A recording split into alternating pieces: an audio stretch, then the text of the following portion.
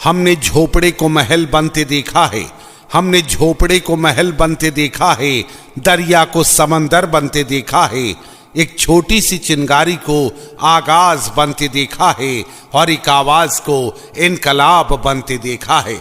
यही इनकलाब अपने सीने में लेकर निकल पड़े हैं मंगलदास, जिनके दिल में है गरीबों के लिए स्नेह, लाचारों के लिए ममता और समाज के सभी वर्गों के लिए आदर और सम्मान का भाव। मंगलदास जो आपके अपने ग्राम पंचायत राज मीरमपुर, जी हाँ रामपुर मीरमपुर की सेवा करना चाहते हैं, बिजली, सड़क, पानी, शिक्षा, स्वास्थ्य, आवास की सारी समस्याएं सुलझाना चाहते हैं, जनता को राशन कार्ड, वृद्धा पेंशन, विधवा पेंशन दिलवाना चाहते हैं, वो हैं मंगलदास। जी हाँ, संत मंगलदास।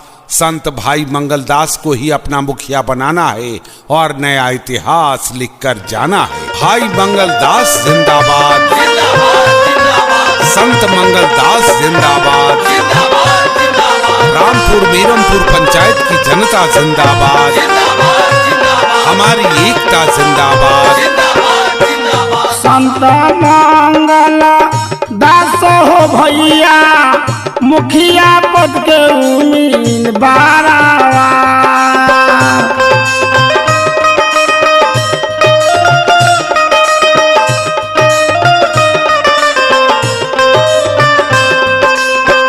कर जोरी मंगल हो भैया, करेला नानी हो रावा।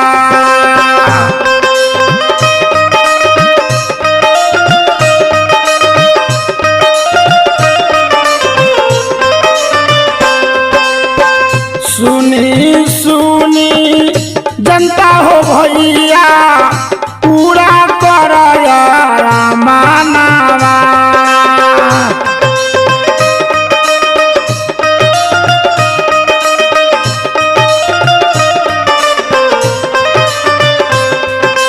भाई मंगलदास जिंदाबाद, संत मंगलदास जिंदाबाद, रामपुर मीरमपुर पंचायत की जनता जिंदाबाद, हमारी एकता जिंदाबाद।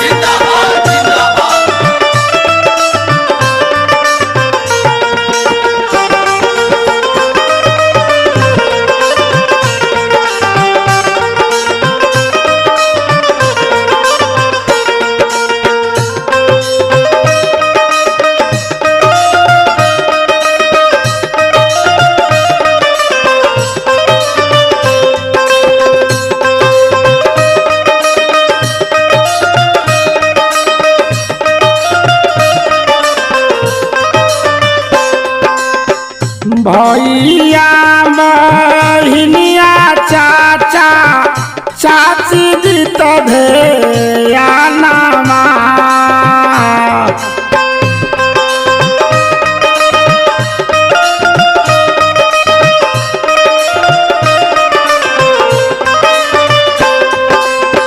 संत मंगल दास हो भैया, मुखिया पद के उम्मीदवार।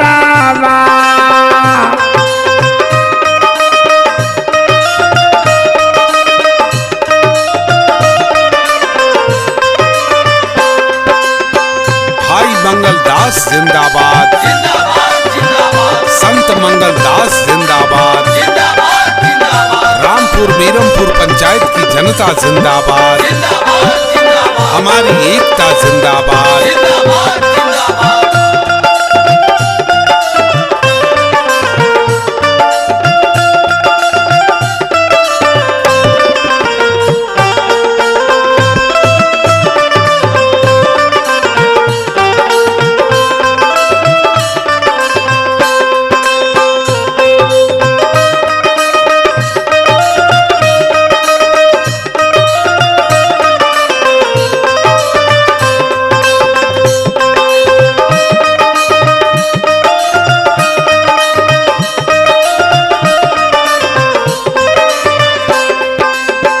कर जोरी मंगल हो भैया, करेला नानी हो रामा।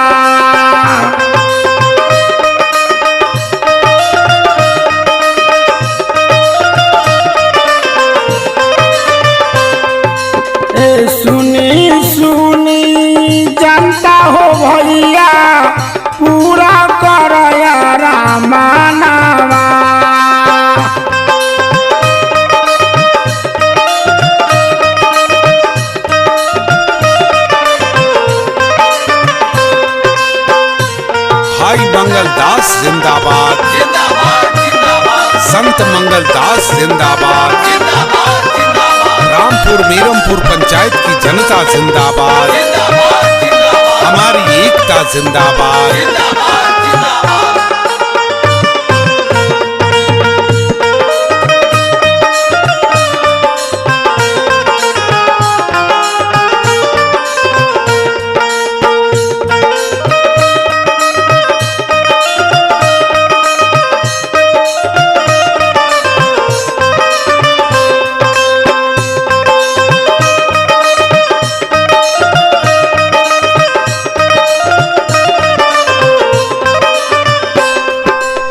भैया बहिनी चाचा चाची दी तो एक बार ध्याना।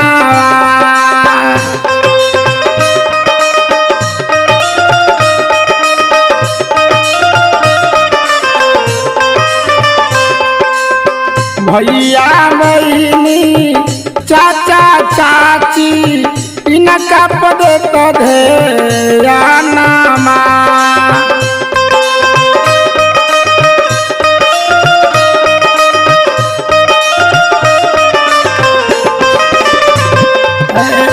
संत मंगल दास हो भैया मुखिया पद के उम्मीदवार।